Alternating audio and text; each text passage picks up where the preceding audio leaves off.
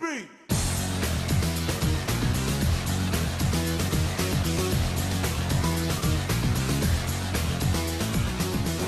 Yeah, my name is Jay Wilson. I'm the game director at Diablo 3, and we're here at Gamescom talking about mostly Diablo 3. Typically, the way Diablo has worked is once you complete normal difficulty, you unlock Nightmare difficulty, and you can replay the game at that level, and get more items, and fight higher-end monsters, and get more challenges.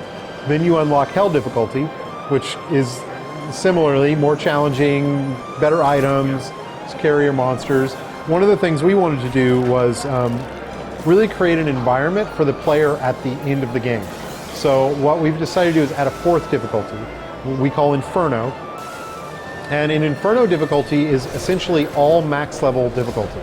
The player max level is 60. All the content in Inferno is minimum level 61. So the player can never out-level the content. There's a problem that occurred in Diablo 2 where once you got past about the mid-80s, none of the monsters kept up with you, and you essentially out-leveled them. Items became meaningless, and power became meaningless because you just didn't need it to fight what you're fighting.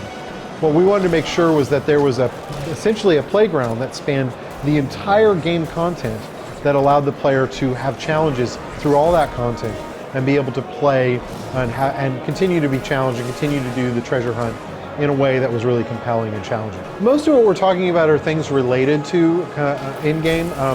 We are talking about the details about how runes work, and essentially the way they work is only the first couple of levels unlocked in normal difficulty, and then with each new difficulty, new levels unlock.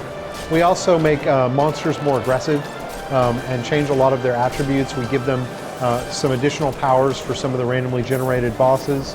And we have a whole new tiers of items. In Diablo 2, when you go to higher difficulties, the items improved in quality, but they just reused the art from the first difficulty.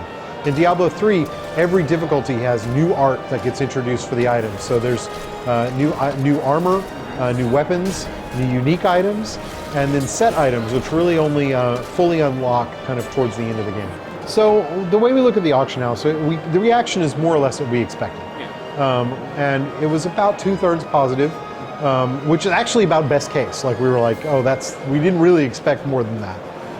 And then a third that were either optimistic or cautious to negative. A lot of the third that was more negative, from our observation, just didn't quite understand the feature.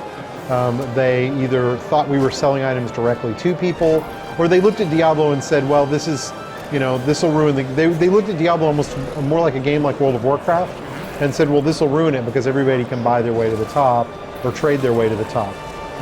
And really, if you look at Diablo 2 and the original Diablo, there was no difference. People bought items in Diablo 2, they just didn't buy them through a service that we provided. They also traded items, and that was fully supported because the core of Diablo is a trading game. The idea being that the best items you're going to get are going to come through trading.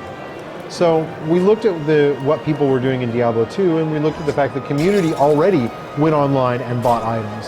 So we said, well, if this is what players want to do, rather than having them go to these kind of third-party websites and risk, account fraud and theft and those types of things, and not getting their item, and not for generally getting ripped off. We said, well, why don't we provide a service to them that they obviously already want? So yeah, I think some people either misunderstood or just flat out don't want real money to be involved in the game at all.